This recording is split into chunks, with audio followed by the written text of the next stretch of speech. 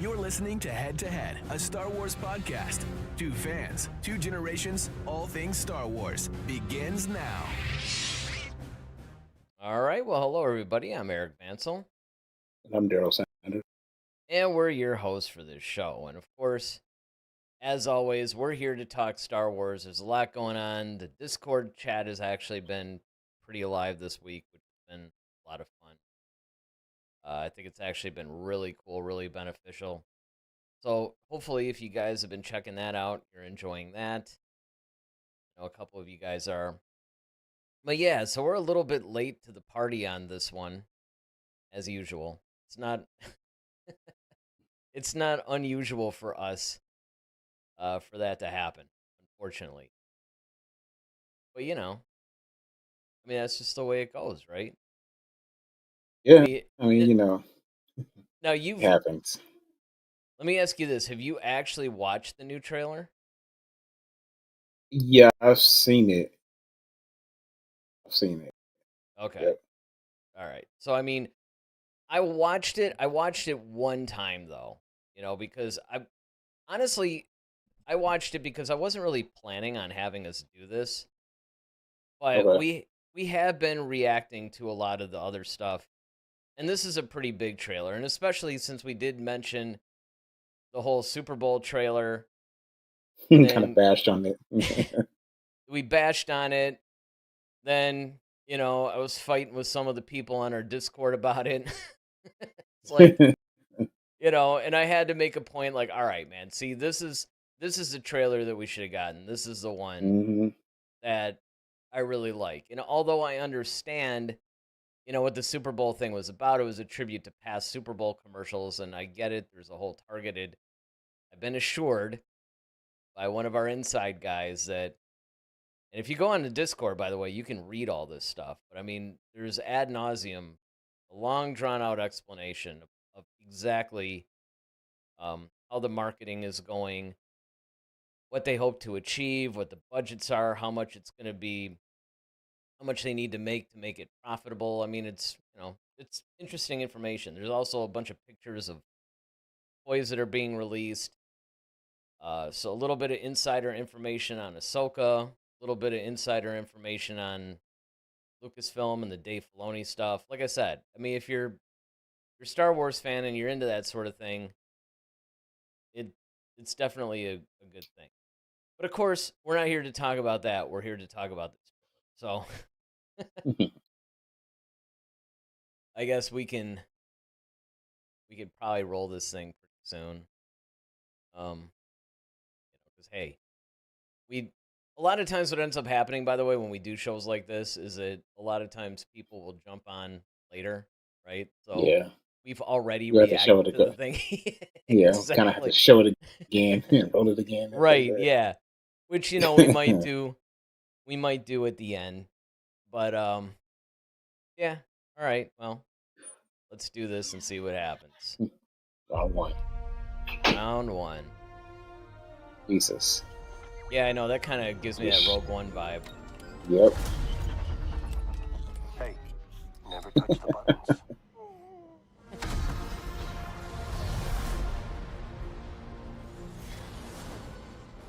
I can use some information.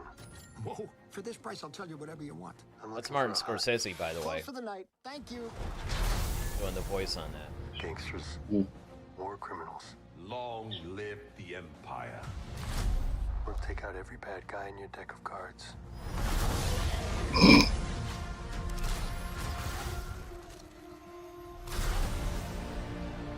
This isn't about revenge. It's about to see him using a little bit of force powers there. Yeah. Strap in.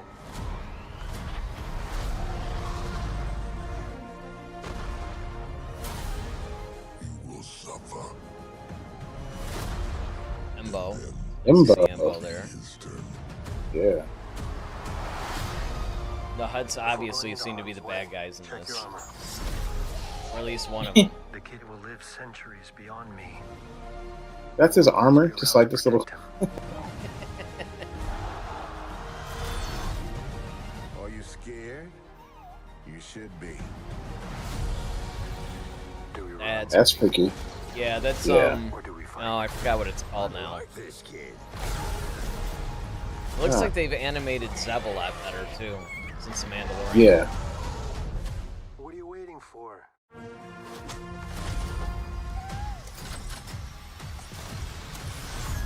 A little upgrade on his cradle.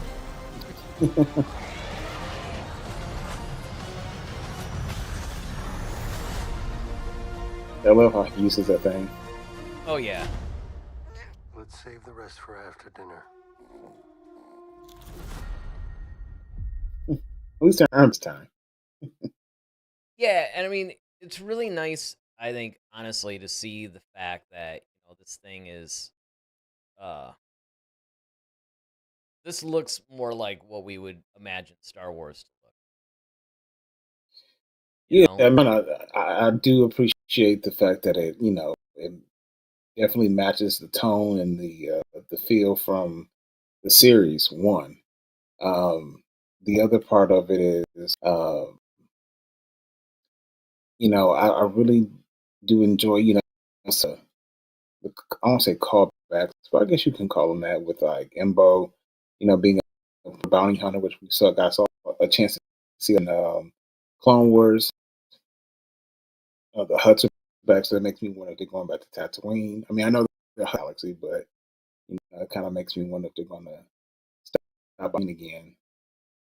Uh, so yeah, this is what we wanted for the Super Bowl, definitely. Yeah, and look, it's Grandmaster. He says, "Gentlemen, greetings and salutations." I figure Greetings. after all the after all the discussion on Discord that you might be on this one.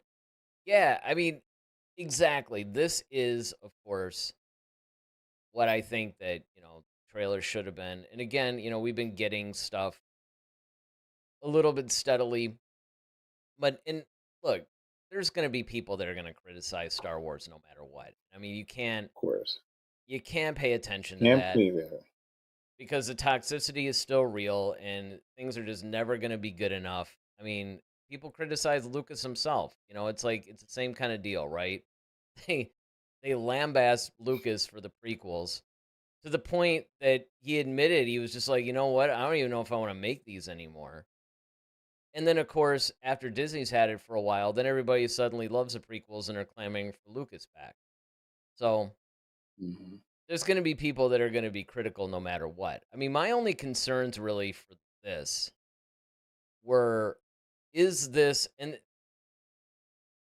some of those concerns have been alleviated, but it's still somewhat of a concern for me. Although I have to admit, it's a little bit less so now that I've seen this trailer.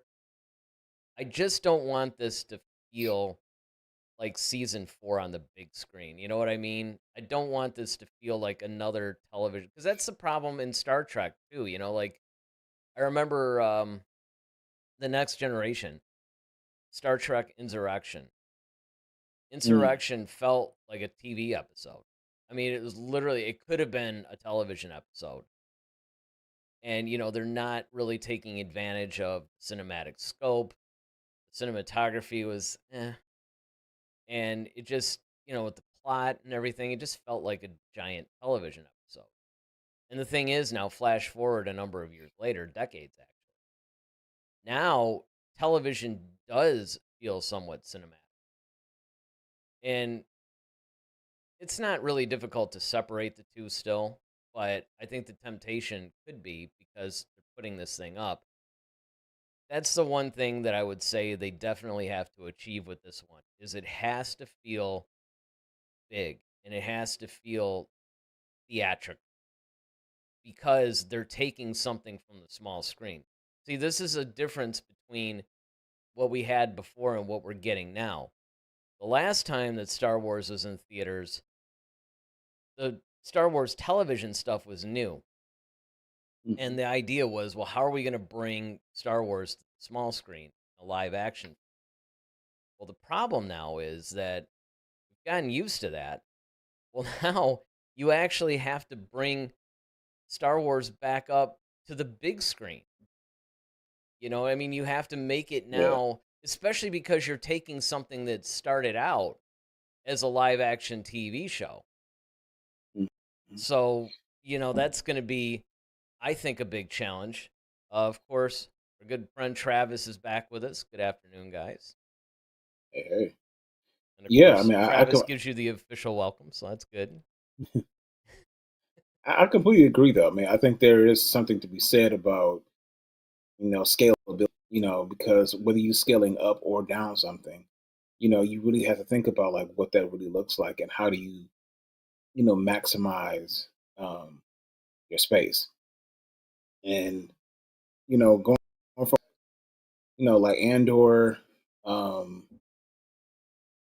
originally that started at one. So That's a good point. That's a very good example, actually. it's kind of like you're looking at it from a standpoint of like, all right, it's very cinematic, but how do you start grounding it more into honestly, a kind of somewhat of an episodic type of thing. And with Mando, the Mandalorian, it's like, all right, that's something that starts small screen, and now you have all this real estate now, in theory to play with, maximize it, and not be cheesy, because there's always going to be that element of cheesiness, because if you have too much space, you just want to throw stuff in there just to fill it up, and it you know. But then if you have too small of a space, then it's like, all right, well, you might remove something that's pivotal to conserve that space. So be careful. Yep. We got a new person, Blue, joining us. Good evening from the Netherlands. Oh wow, Wow, yeah. Well, good evening. starting to, starting to feel like we're like visions from Yeah, everywhere. I right, love it. yeah. Well, and don't forget Ronaldo, who we haven't actually seen in a while. I mean, he was from Yep. Honduras. So, I mean, Yep. it's true. And we do actually have a number of viewers in Japan as well. I don't think a lot of them chat in, but they show up in Mm. the analytics. So it's always great to have an international community. Plus, I actually like that too, because you get more of a perspective on Star Wars' more global effect. So yeah, Blue, Absolutely. I'd be curious. Absolutely. Grandmaster is asking Travis what his thoughts on the trailer are, and now he just is asking Blue too. And I'd be curious on both of those guys as well. What Yeah. your guys' opinion of the trailer is, because again, I think it's pivotal. And just going into what you're saying, the Andor connection's actually really interesting too, because you basically have something that, again, now that started out on the big screen Hmm. and then it was adapted to small screen. So it's really the opposite of what we're seeing here. Hmm. And the idea is that, yeah, when you're taking something that's so cinematic in scope like Rogue One, right, and you're doing it, I think that they achieved it because, again, they didn't overuse the volume. You had the practical sets, practical effects. It was multiple locations. They treated it basically like a movie. And of course, if you actually go in again to our Discord, one of the other things that Grandmaster was kind enough to do is he gave us the budgets on a lot of this stuff. Like a Mm. lot of the earlier, series, like pretty much all the live action shows. And Okay. I think that's pretty recent. It's not like you have to, try to go into an archive or something. So I think it's really cool that, you can sort of track some of this stuff. Okay, so now Blue is giving his thoughts on the trailer. He says, the trailer hasn't convinced me. I'm also a bit hesitant on if it will look grand like you guys discuss. We'll probably go see it though. Well, yeah, I mean, and I get it. I mean, that's been one of the things that I said. Like I said, the trailer is actually the first thing that's gotten me really excited to see this movie. Hmm. When they first announced it, I was kind of excited to see it, but I was sad that I figured that meant that season 4 was being put on the back burner. But then I don't know. I just wasn't all that overwhelmed or all that impressed by what I was seeing. And of course, I really wasn't getting a story or anything. This, on the other hand, is showing me it's a little bit more in the spirit of what season 1 was about. Mandalorian, Grogu, they're basically, it's almost like a big RPG type of game, right? They're going on these various quests. They're taking on a job. Obviously, the Imperial remnants are a big villain Still in this around. movie, and so are the Hutts. You got bounty hunters like Embo. So let me get to a couple of these other chats here. So Grandmaster says, did everyone see the tribute trailer? Maybe. Enlighten us. Travis says, it's interesting that the TV side of Star Wars began with the Clone Wars theatrical 2.2, which is about finding Rhoda the Hutt. Now, nearly after 20 years of TV, oh man. The film is also about, hold on, finding Rhoda. Oh man, I was so close. I did increase the character count on our chats, by the way. It wasn't like, I think like 140. I put it at 190, but Travis, buddy, you're famous for writing these little novels on here. Looks like I'm going to have to make it like 212 or 20 or something. But, yeah, I mean, yeah. No, I was just going to say, I think that that's something that really got me energized to see it, is the fact that it really does seem to be a little bit in the spirit of season 1. And obviously from season 3, we saw that Din now it somewhat takes jobs from the New Republic, and I think there's just a lot of really exciting potential for this. Yeah, I mean, I think this is one piece in the balance, in my opinion. Like, I really feel like this could really put Star Wars back into the main frame and populace again, and then it's also could like completely wipe it out if it's not done right, and if it's just not. And what I mean by done right, not necessarily the film, but just the marketing, the everything. Like, just every aspect has to be on point, because then people like Dom and others who don't care, it's gonna turn into a whole, yeah, I could move on to something else. It's Well, just, but that's another good point, actually, that I think we've brought up on very early shows. However, I think one of the big issues, for me anyway, and that's a really strong point, honestly, is the fact that you have this show that started out on television, and now it's going to make its way into the big screen, and that's fine. But when you were talking about some of our viewers like Dom, and basically representing the casual fan, there are so many different franchises now, and that was not the case when Star Wars had its heyday in the 70s and 80s, especially on the scope of Star Wars. Now, it's even in not. the prequels, though, I mean, like, Yeah, even during the prequel time, that's true. I mean, because it's really only within the last 10, 15, maybe 20 years tops that now you have other franchises that are actually able to compete, not only for the dollars, but for the attention. And you have to basically be that groundbreaking. That was one of the things about Star Wars, right? It was always groundbreaking effects. It was always like timeless storytelling, which I still think is the key that Disney Star Wars misses. Now they get it like in doses, but I still don't think they do the whole timeless storytelling. And yeah, this that movie and the looks like it character might be. development, though. Well, yeah, there's that Yep, too. Yeah, there's that too. that thing is like the character development. Like, I really didn't see, like, and this is the biggest problem with the sequels. And you and I have touched about this, a bunch of times when we talked about trilogy, is that we didn't care about like characters.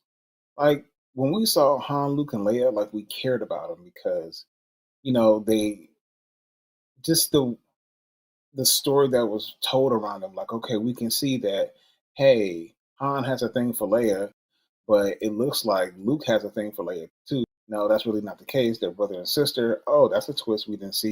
Yeah, they Then go didn't build either. it. Yeah, right. But then they're building like this whole thing where Han has learned to like, okay, you know what? Not be so macho all the time. Sometimes learning how to drop his guard. Even same thing. Lucas having to like come to the realization that Vader is his dad, and it's just like there's so many new Obi-Wan lying to him and or holding back some truths. Um, and then, you get the wise sage advice of Yoda, this all those things are like this really good character uh development. And even the conflict, like we see in Return of the Jedi, that's the first time, or even in Empire when he tried to seduce him to the dark side. Like I think that was the first time you already saw Vader be vulnerable. Like, no, I'm together we can rule as father and son. Like Mm-hmm. that was a vulnerable moment for him. I think those are missing from the sequel trilogy. We have a whole lot of that. And then when you did have it, you rushed it.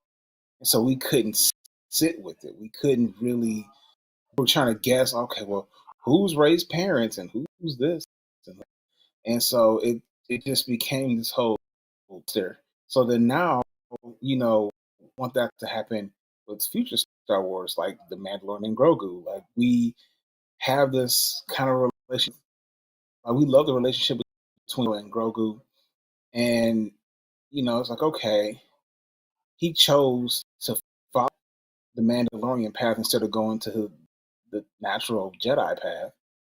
So okay, well, what does that look like? Like that's what I want to see. Like I want to see maturation in that. I want to see those things happen because I care more about hey, Grogu becoming a man. We've never, that's an interesting twist. You got this Yoda looking thing that's trying to be a Mandalorian. That's completely, Yeah, out the way. that's definitely Could a really, different, and I'm but you glad they could went really that get route. a lot of it. Yeah, I'm glad they went that route because, when they had Luke training him and all that, I mean, that would have been the natural direction, right? I mean, that would have been what right. everybody expected. But when he chose, no, I'm going to be a Mandalorian, it's like, whoa, a Yoda species is a Mandalorian. That's going to be kind of interesting. And then also how he reconciles the fact that he does have this power in the Force, which obviously he is using. And so I think he's found a way to find a balance between both the Mandalorian side of things and the Jedi side of things. And again, that's something we've never seen before. And if they handle that correctly, I think we're in for a really big treat on that. Now, it should come as no surprise that the chats have gotten a little bit active.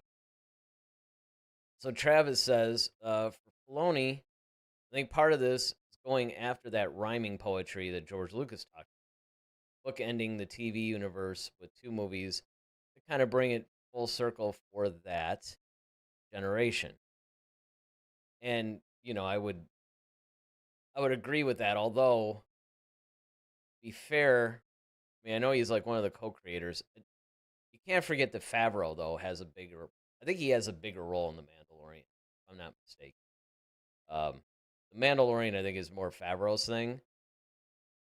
Filoni obviously is a co-creator and he has a lot to do with it and he's directed a few episodes. I think it's more Favreau's baby. But again, I see where you're going with that. I mean, it makes perfect sense. And that would be nice if they would do things like that, right? If they would actually go back to Lucas's storytelling style. Now, you don't have to be as good, but as long as, you're going into that. Oh, okay. And then Grandmaster clarifies the tribute, and I did not catch this, although we'll probably end up rolling the trailer again, so we'll look for it this time. But he says the tribute is on the door frame. Weathers Apollo. So apparently they snuck Apollo Creed in there somehow. Oh, no way. Yeah, that'll be interesting. And then of course, Travis comes back. Of course, not knowing how significant Rhoda's role is in this movie, Dave doesn't like wasting characters. He is. Oh, and then Grandmaster chatted in. You know, keep in mind, Favreau created the Mandalorian, not Dave.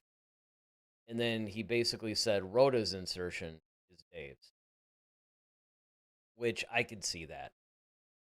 because I remember Rhoda. Didn't he play a? Didn't he have a pretty big story arc in the Clone Wars? I'm trying to Uh, remember, or was it? I'm always getting like the appearances like in Rebels and Clone Wars confused. well, no, no, there was Zero, and then there Yeah, there was was Zero. There was Stinky the Hut too. yeah, Stinky, Zero, and then Rhoda was that was Clone. Excuse me, that was Clone Wars. I don't recall. It's been a minute since I've seen that. Uh, so yeah, don't quote me on how big of a role that was. I don't recall at the moment. Well, it wouldn't surprise me anyway. I mean, the point being that it doesn't surprise me that Filoni, the one that pretty much fought for that. I mean, Filoni definitely seems to be the guy that, and this is why, in a lot of cases, it spoke to me originally because he's up on the expanded universe. He knows all of this. But the problem that I think Filoni has sometimes is that he lets his fanboyness get the best of him when it comes to some of the story decisions.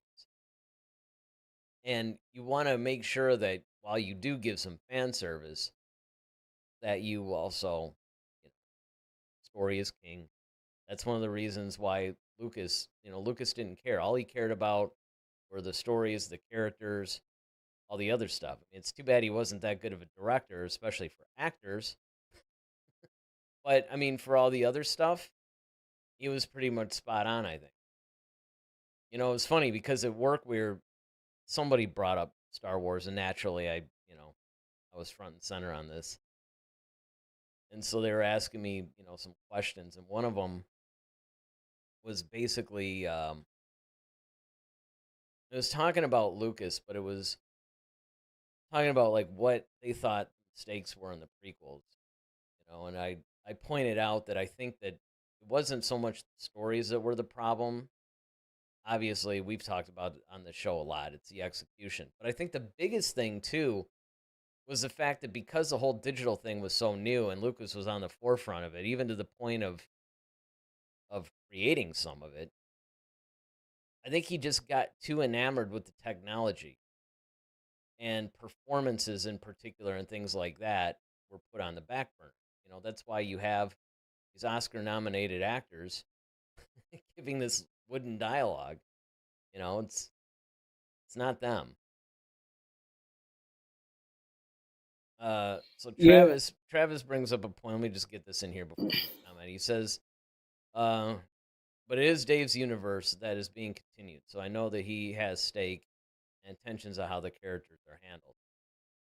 And I would, absolutely. yeah, The Mandalorian Grogu has to succeed for Filoni, I think. yeah.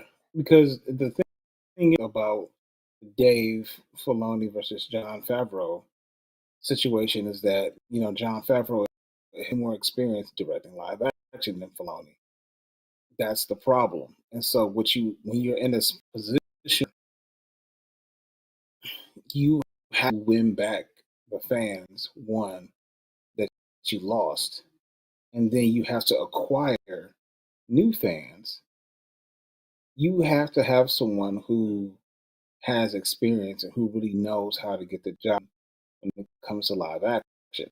Now, Filoni is learning, and most of his expertise, it seems that it's more going to be on the creative side as far as like what stories, character development, all that type of stuff. Because he's worked with George so long with the Clone Wars and so he understands the mind of Lucas, storytelling, ability, whatever. But to actually, and that's why Eric, when you were talking about execution of the prequels, yeah, that was the thing. It's just like, yeah, you got people, Neeson, Natalie Portman, you got all these Ian McDermott, you got all these great actors and actresses out there, Sam Jackson, who we all know can hold their own acting wise, but when you're not talking to anyone, you're just talking to a carpet or felt or there's nothing there to really give you anything back. That's kind of hard for them at that time because it was so new. That I mean, we're used to Yeah, it that now, too. but Right. And you know, even now it becomes somewhat of an issue. So Ted joins us. It's like, hey guys, y'all snuck up on me. It's so good to see y'all. Uh Grandmaster basically welcomed Ted and then basically said that, perfectly said, your end. And yeah, I mean, because that's the concern I've always had about Filoni, right? Is the fact that I wish he had more practice with live action, especially at this pivotal time in Star Wars. hmm But fortunately, at least as far as this goes, it's still mostly Favreau's game, and that standpoint, I have a little bit more faith in that. But again, this is another thing, and this kind of rides off of the point that you were making. I'm really curious on your take on it, and then subsequently the audience as well. And that's basically when you're looking at theatrically. Now, of course, we're talking about the Mandalorian and Grogu right now, but I mean, just in general, bringing Star Wars back to the theatrical space, it seems to me like they want to be careful about trying to be too many things to too many people. Because remember, one of the keys to the success of Star Wars was that Lucas didn't care about all that. He was basically making the movies for himself, and they just happened to resonate with a lot of people because he's such a good storyteller and he likes to tell timeless classic stories with the techniques involved in doing so. The problem that where I see Disney has had is the fact that they have been trying to replicate. And look, they made these $2 billion grossing movies. I mean, but a lot of that is based on the strength of the name too. And the problem that I think, and we've talked about this a million times on many different shows, where their big mistake is what they've done is they kept trying to replicate the success. It's like they're trying to make a commercial success rather than a good movie with a good story that resonates with a lot of people. It's not bringing current events into it. Sure, Lucas did tell some allegorical, comparative stuff, but it's still timeless stories, right? A lot of people point to the Return of the Jedi. Well, that was an allegory for the Vietnam War with the whole Ewoks versus, the Empire. And yes, that's true. However, the broader theme is primitive versus technology. That's really what it was. It wasn't tied specifically to a time period. And that's a lot of this stuff. A lot of the themes that Lucas explored in the movies were like that.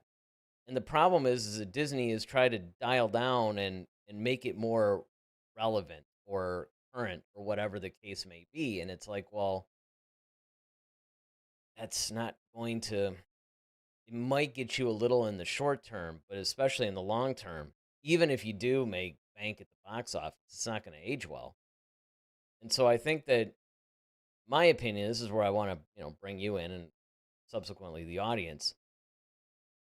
I think that what they should really start doing right now, besides what we've said all along, right? Good stories, good characters, all that. I think they need to start bringing the hardcore or more loyal. They don't even necessarily have to be hardcore, but people that are really into Star Wars. I think they need to bring that fan back first, rather than try to cast such a wide net and try to bring everybody into it.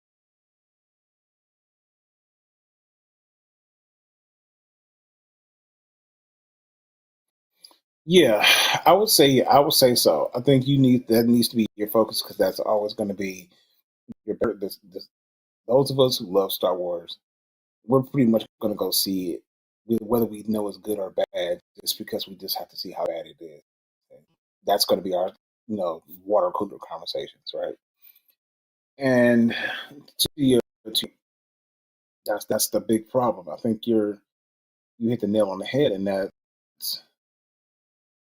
they're putting their energy in the place. instead of trying to be super inventive, I think you need to focus on what's already there. And like, and that what I mean by that is like, what's got to be there are what's got to be there is the story. So the characters drive the story. Some compelling characters. What's something that's really truly compelling is for today, but for time. You know, what's going? What are people?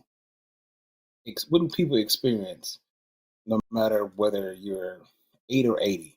Kind of like Michael Jackson said, that's the music he wants to make for people. Like, I want people to be able to dance and enjoy my music, whether you're 8 years old or you're 80. And he did that. You know, it's because it's a certain type of rhythm to it that's going to be considered pop music as opposed to R or soul. And so you got to stick to what you do, you know, and that's the problem. It's like when you start getting out of your lane, that's when you start running into traffic because now you're bumping into, oh, we're trying to compete with Marvel, and we're trying to compete with, you know, Fast and Furious, and we're trying to compete with, you know, Harry Potter. No, you don't compete where you don't compare. And that's where you Star Wars has always been. It's that like look, it's always been its own lane. It's been its own thing. It doesn't care. That's why you said earlier about George Lucas doesn't care what everybody else is doing. You know, look, I'm making these movies for me. I'm making these because I enjoy them. If you guys happen to like them, so be it. But guess what? I'm having fun. That's when you do that. It's no different than we tell our kids. If you're chasing money, you'll never enjoy your life Well, because and I you're think always going to be chasing that dollar. But if you right. do something, you never work a day in your life, and that's what Star Wars needs to get back to. Well, but here's the point, and this rides off of what you were saying, is the fact that one of the reasons why it was so timeless, why it was so successful, why it was so key, is because, and this is what everybody forgets, Lucas made these for kids. He made it for Hmm. kids. Well, you know, there's a kid in all of us.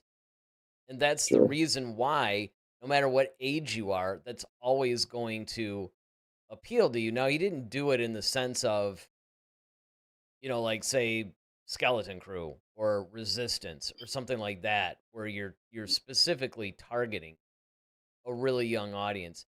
He basically made it for kids, and he made it, you know, to have the moral of the story and all that. Which, of course, Hmm. when you actually dissect it and everything, now you're seeing the timelessness of it and all that other stuff. But I mean, essentially, that was the secret. Now, that doesn't necessarily mean that I don't think that you can make Star Wars for adults, but I think that you have to, number one, include the things that make Star Wars what Star Wars is. And then the second thing is that you got to run a parallel line. You know, you can, and again, this is where it goes back to a discussion that you and I had had on one of the shows.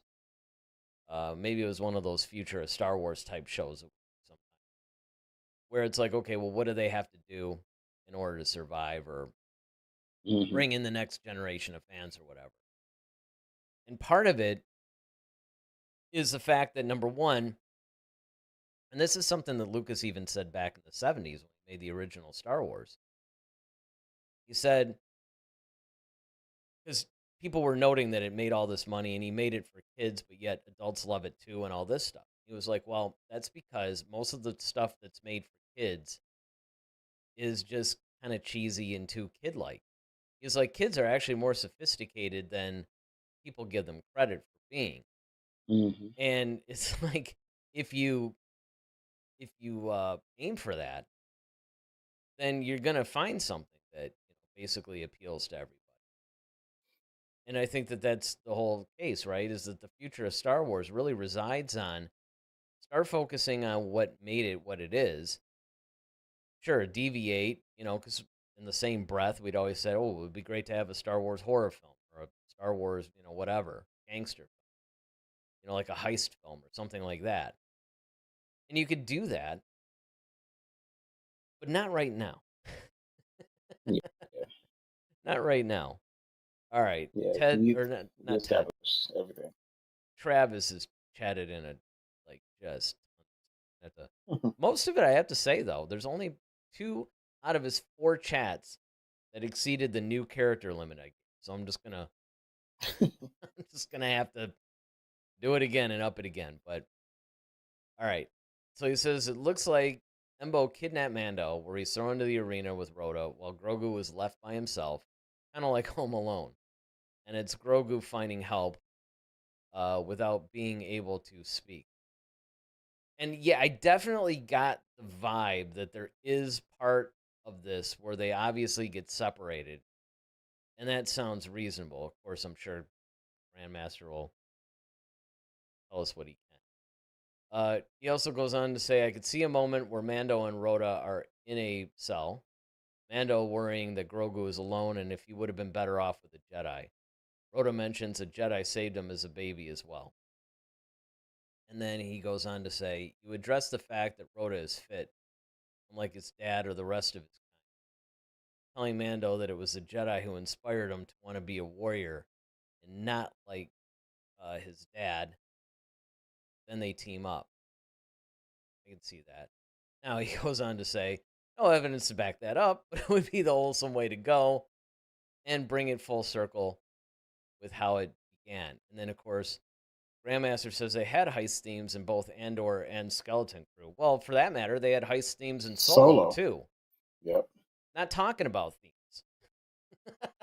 Not talking about a little section or a little thing. I mean an Ocean's 11 Star Wars movie. An Italian Job Star Wars movie. You know, something like that. But absolutely, they've had elements of that. But I'm talking about like a fully themed movie. And it's not, to further the Skywalker saga or something like that. You want to show it again?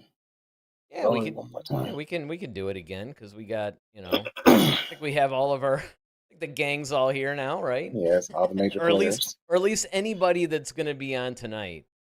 And I'm pretty sure that this will start from the beginning again. It does. Like I said, Rogue One, man. It reminds me of that whole scene. I actually have in my background.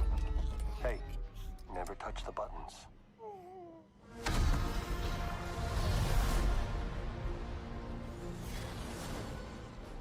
I can use some information. Whoa, for this price, I'll tell you whatever you want. I'm looking And for as a I pointed out earlier, Close that's for the Martin night. Scorsese Thank you. doing the voice, which it's good to see that he's gangsters, kind of involved more criminals. into it. At least. Long live the Empire. We'll take out every bad That guy Imperial in your Remnant deck of guy was cards. in something.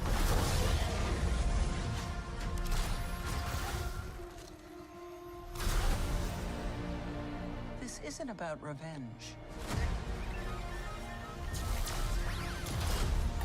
It's about preventing another war. That's a great line, Strap too, in. by the way.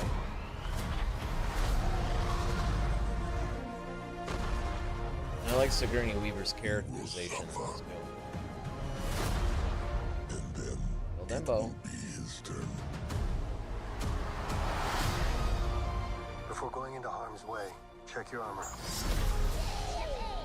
The kid will live centuries beyond me. I won't always be around to protect him. Are you scared? You should be. Do we Oh, and I run, forgot that. I keep forgetting the name of that creature. or do we fight? It was in I like Clone this Wars or kid. something.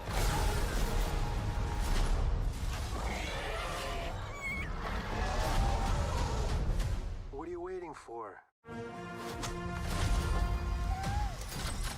Travis, you do seem to have a point, at least where you think the plot's going.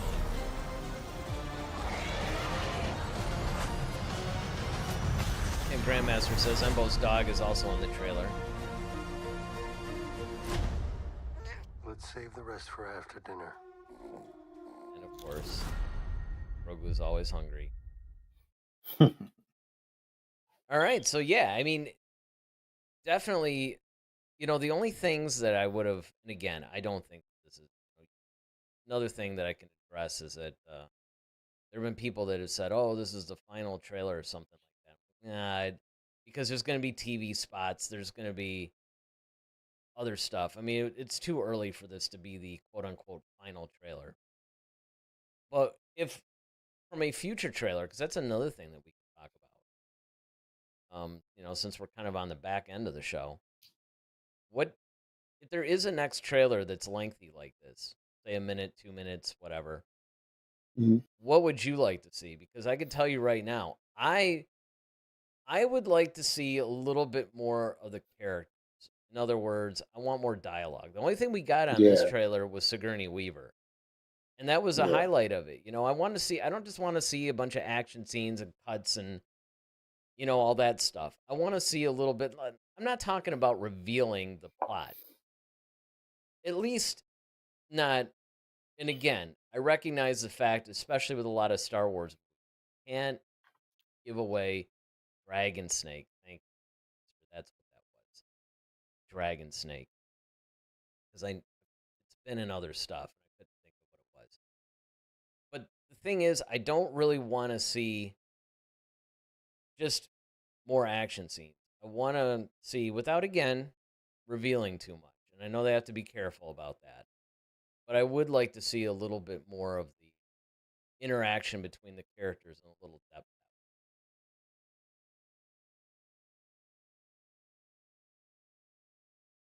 yeah. Um, Thought you're gonna pull a Lumberg there for a second. yeah, about that. Yeah, have my wrestling, and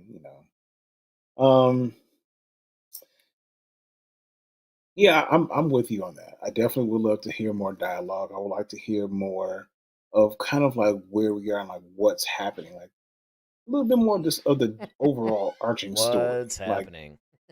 yeah, Peter, what's happening? You really are Listen, doing the I'm gonna Lumberg thing today. need you to come in on need Yeah, the PS exactly. report. You just imagine he's actually in the Mandalorian. Yeah, Din, I'm gonna need you to do a job and That would be hilarious, come in on a actually. Saturday. Like he's the new Grief Karga. That would be hilarious. Oh, that would be awesome. Well, before you get too deep into this, let me get through some of these chats. I didn't realize we had so many of them.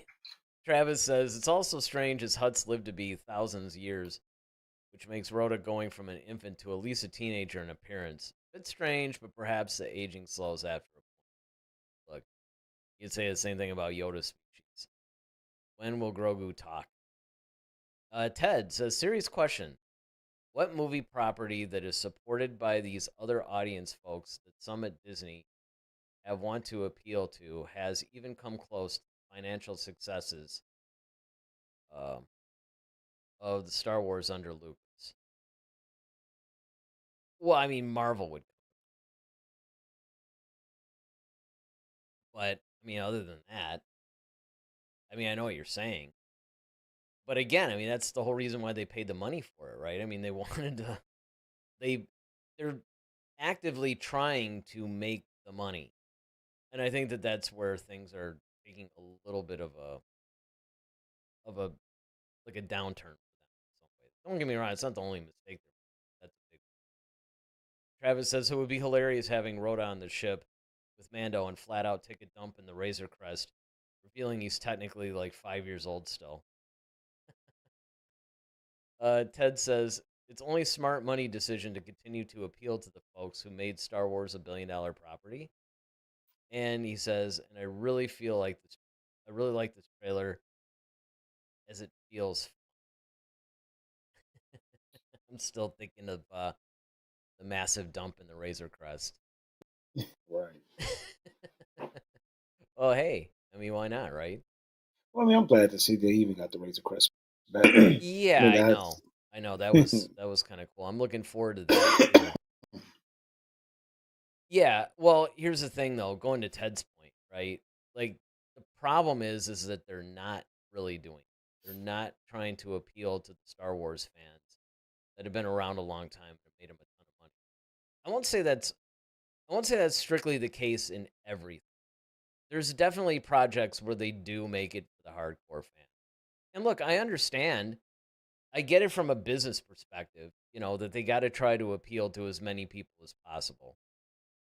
But I think that what they really, and again, they could have it both ways if they do it. If they just make a timeless movie with good characters and a good story, and just follow that, pretty much that pattern, it'll be the best of all worlds. But I think that if you're going to go into the future here, and obviously, Star Wars has lost a lot of ground, it would probably be smart to at least consider the hardcore fans first, because those are ones, like what Daryl said, you're gonna need to keep them, and they're the ones that are more than likely gonna see it. Like, I'll give you a good example. It's like a lot of these legacy bands, or an artist. Say like an artist from the 70s, 80s, even 90s. Okay. They put out an album. Maybe it goes to top 10 the first week. By the second week, it's in the 50s. By the third week, it's off the charts. And that's because a lot of times they're in for the nostalgia trip. Most fans just want to relive their youth or whatever it is, and have their little member berries and pretty much just consume that. They're not really interested in new music by these older artists. And that's why it's the hardcore fans of that artist that are going to buy those, and that's why you get those large numbers in the first week. But there's no sustainability there. And so I get why, from that standpoint, you want to bring in new fans. But I think that in this case, when you're talking about going back to a theatrical release schedule, maybe slanted towards the hardcore. That's all I'm saying. Ted Adam, like Stinky the Hut.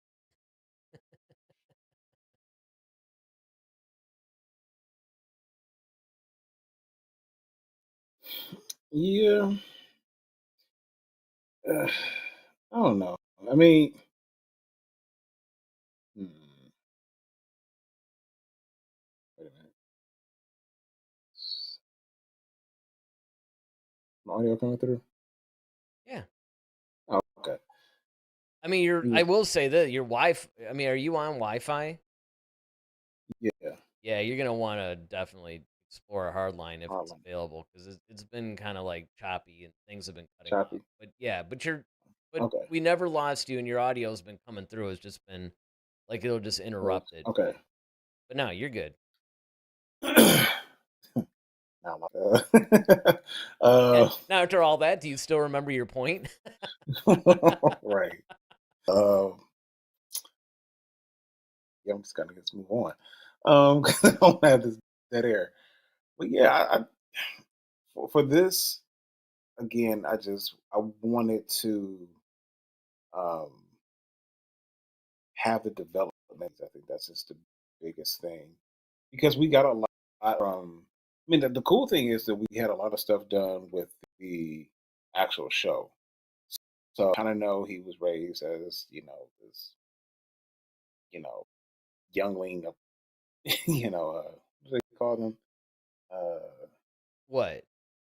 The Mando. He was a kid. I forgot. Oh, the asset? No, That's no, what they that was called him for a Grogu. while. Well, no, it's Grogu. I mean, like Mando himself, like when they were, Oh, you talking he about was, like the young, because he was yeah. adopted. Because he was Right, adopted, he right, wasn't right. necessarily Oh born yeah. into Yeah, yeah, it. yeah, yeah. That's right. There was a word for it too. Oh man. Yeah, they had a special word for him. Yeah, Yeah, they and had a I was, special word for it. but yeah, but and that's what I'm saying.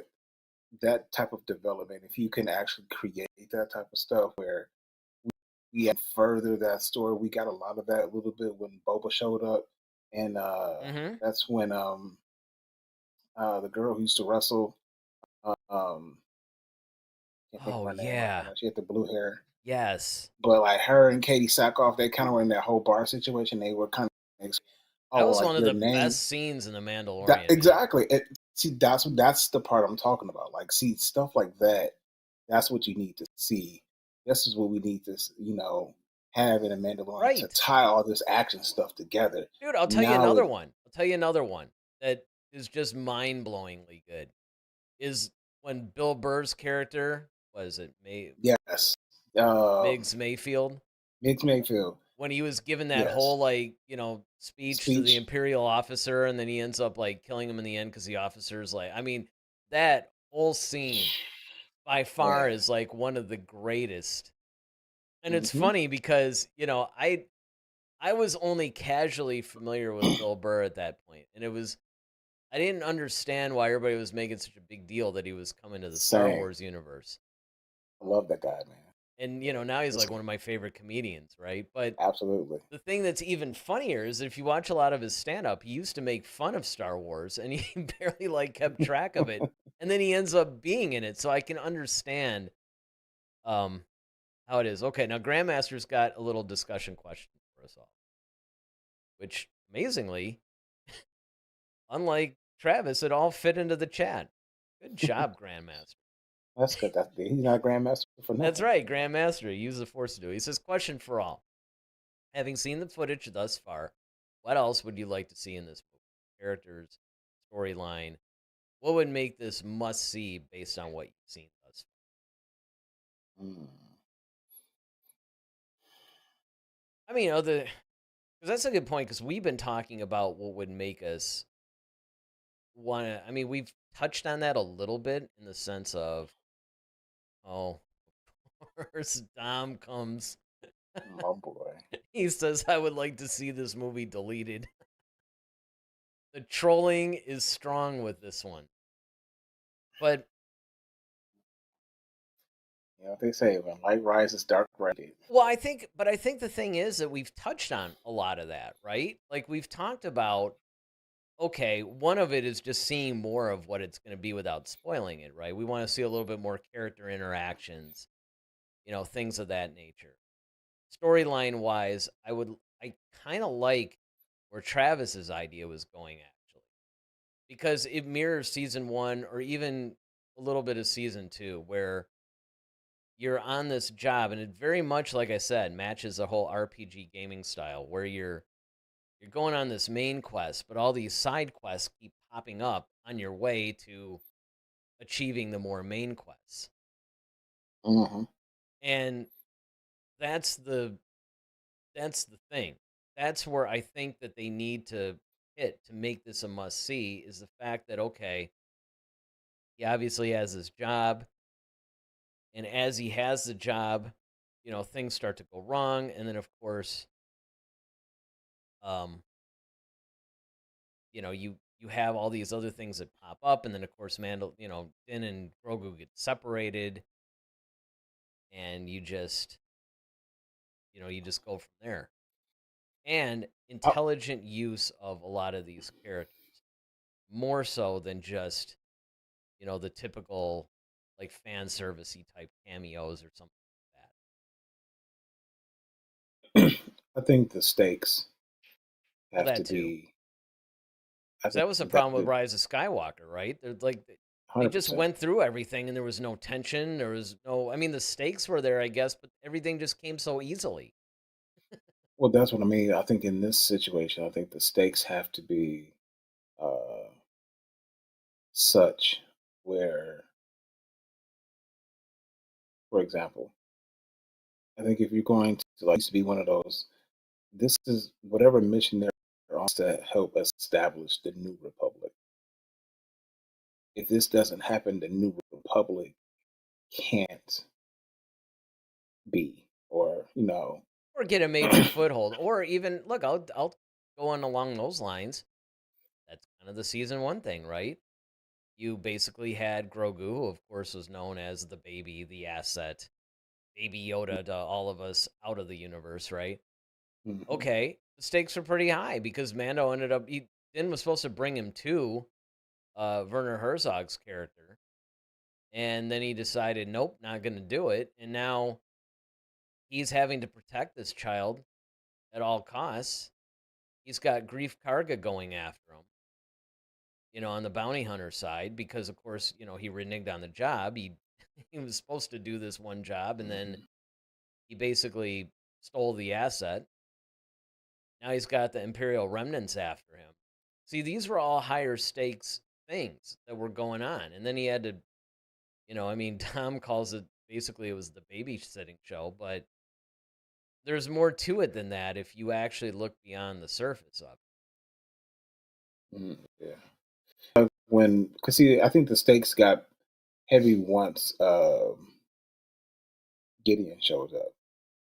Because Yeah, you know why the asset. That's what I mean. Like why the asset is so important. What is he trying to do with the asset? right. That's what I That mean. was, Like that's and that was, I mean, certainly that upped the stakes, but the stakes are still there, even if they, it's kind of like, well, why? It's like, oh man, this is even more nefarious because if they get a hold of this, well. and That's why I that's, said because in a TV show you can have smaller stakes like that, but when it gets to that's when you scale it up to a film now, you only have a limited amount of time to tell this story. You don't have a whole season to tell this 2, maybe 3 hours to get it all out. And it's like, okay. And I'm just looking at it now, it doesn't have an official uh runtime. no, not yet. I don't think it does. So that's what I mean. It's just like the stakes have to be high enough to warrant this film. If that makes sense. Yeah, this is great. Tom and Grandmaster heavily debating in the chats, but I will bring this one up from Don because I think it speaks a little bit to, because in some ways, in his trolling, he does speak to what some of the casual fans are dealing with. He says they just went from place to place with no direction. The show didn't become good until Luke had to save it. And then, of course, Grandmaster had answered that particular one with he's a bounty hunter doing bounty hunter job. What would you expect a bounty hunter to do? But again, I think that what you're talking about goes to that point, right? I mean, there's stakes there. It's not just a mindless, hey, we're going from job to job to job, which even in a show, it's funny. The first show that pops in my head that actually was kind of like that was the old Kung Fu series with David Carradine. Now it was more episodic in nature. It wasn't a serialized thing, although there were certainly Mhm. things that carried season to season. But the big thing about that is that yes, usually he would take on, he's traveling, going to a town, something would happen. The old Incredible Hulk series with Bill Bixby and Lou Ferrigno, same thing. Go to a town, somebody was in trouble, they would help him. It looked like all is lost. The good guys are going to lose, and then all of a sudden somebody makes, you know, David Banner angry, and then he turns into the Hulk and saves the day. A-Team kind of followed that too, where you could accuse it of just aimlessly going from job to job or whatever, but there is a point to it all, and there are stakes to it.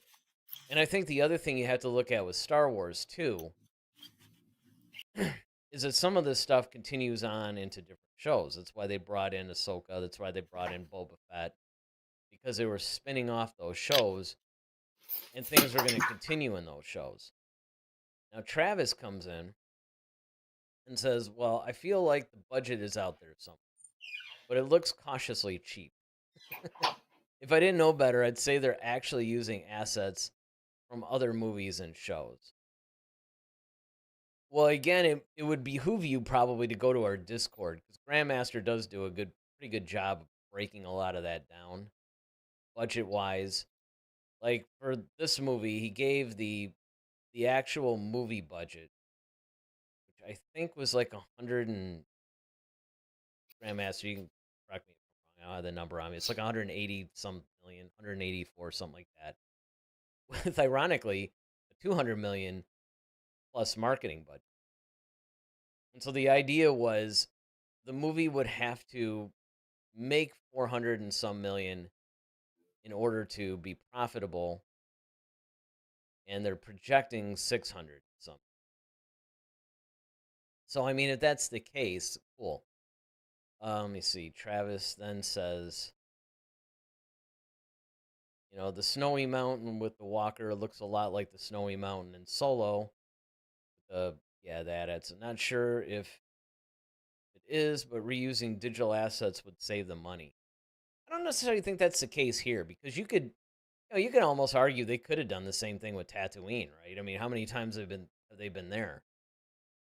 But every time they made a movie, especially the earlier films, they hauled their butts out to Tunisia and shot in the 100 and some degree heat, even though they could have technically, reused some of the more second unity type shots and then just in a nice air conditioned soundstage, uh, done the rest of the stuff. You have something you wanted to say, or Oh, look well, like you just were to, look like you were oh, perking up to say something, and I didn't want to yeah. start. Well, no, just the production. So it's 166.4 million. They do get a tax credit. Like Yeah, that's what uh, Grandmaster was saying. It was like 184 million, but with the tax credit or something, which is like 21 million. 166 point 4, tax credit of 21.75 million from Oh, so it's California. 140 some million then. Yeah, like I said, I don't have the So numbers in front of me. so it's significant. Rise of Skywalker, which is 275. Last Jedi was 10, and Andor was 192. Um, so yeah, it's coming. It's the being made. So I mean, I don't know how that might be a good thing or a bad thing. What, that the marketing is way more than the movie? Well, just the I thought that was the, the, the amount in totality is cheaper just to make this movie. That's all. Yeah, and I mean, well, look, they're gonna have to be a little bit budget conscious with this thing. Uh, oh no, this is interesting because this I wasn't aware of, and I was hoping this wasn't the case, to be honest. And Grandmaster said, I can share this. It was filmed on the volume, and that there are 20 snow planets in the Star Wars universe.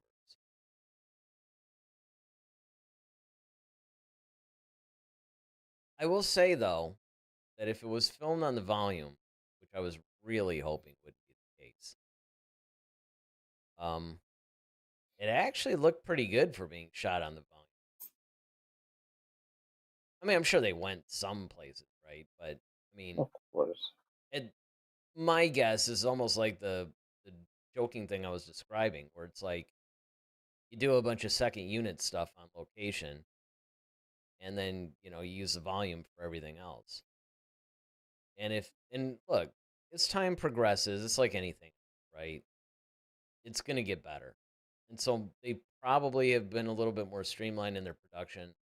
They know how to use the volume and make it look better. So far, I liked what I saw.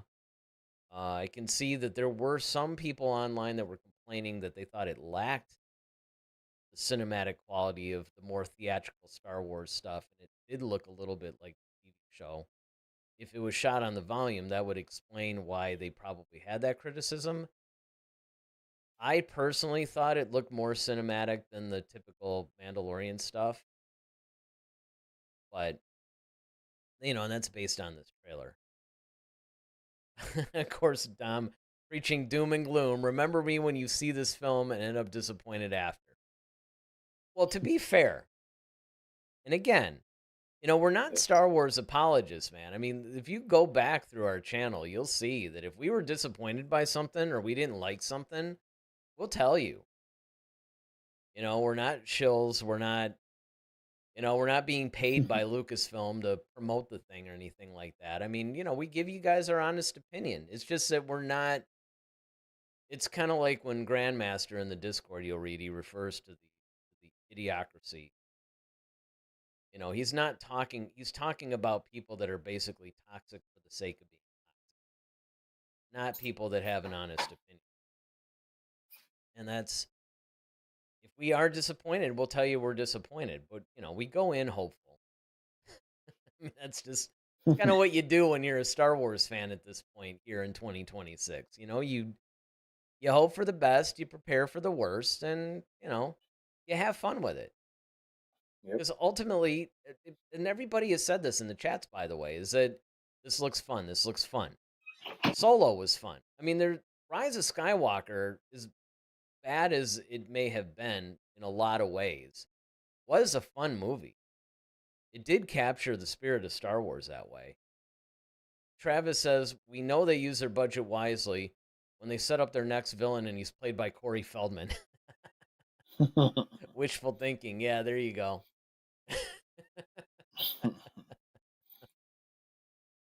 That was kind of like almost like a Dom-like comment, actually. Yeah, I mean, we'll see. Because that's another thing, too, by the way. There was that one guy in the trailer in the Imperial Remnants who did look,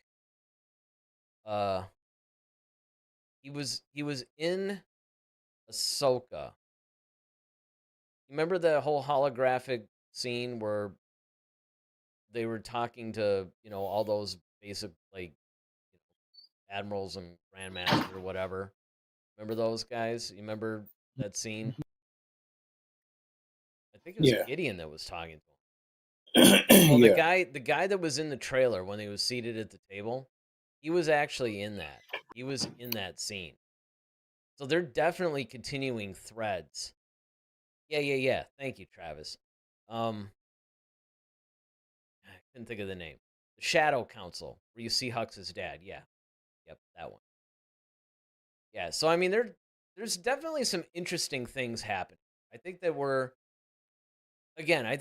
I'll put it like this. I can't promise that this is going to be some fantastic thing that's going to save the franchise and whatever. That said, I've seen enough now that I think it's going to be at least good, and I think that it's going to be something that I will enjoy. But Yeah. We'll have to see. we'll just have to We see. will see. Yep, we'll just have to see. So I think that's gonna do it for us tonight. Thank you guys. I hope you guys enjoyed watching the trailer with us and reacting to the trailer. And of course, Travis has to, of course, get the last paragraph of the evening. He says, I speculate part of the war they're trying to prevent is another Hutt war. Perhaps Rhoda, being the heir to Jabba, is a key to making peace with the Hutts. The Republic having access to Hutt space. And Travis also says, great stream. Have a great night. A great way to end it. All right, so join us next time. Of course, don't forget to hit the like button on this video. Hit the subscribe button. Definitely want to hit the notification bell. Hey, we were actually on Sunday night at 8, like we had advertised. It's been a minute since we've been able to do that. So usually Sunday at 8 is when we try to be on. Of course, hit that notification bell so you know that if we have to move it, you can always keep up with us. Of course, Grandmaster says, good night, gentlemen. Good night, Grandmaster. I'm sure we'll see you soon on Discord. And to that end, if you guys want to continue the discussions at all, they are on, we chat a lot on Discord. Also, I'm on Call of Duty. I have a Call of Duty lobby in Discord, too. So if you guys just want to, you can play or you can just talk to me while I'm playing. Either way. All right, so I think that's going to do it. We will see you guys next week, where I'm sure we'll have another riveting topic. So with that, I'm Eric Vansel. I'm Daryl Sanders. May the Force be with you. Always. Head to Head, a Star Wars podcast. Be sure to follow us on Twitter @HeadToHeadSW. Submit your questions for our next show. Visit our official website at headtoheadswpodcast.com. Until next time, may the Force be with you, always.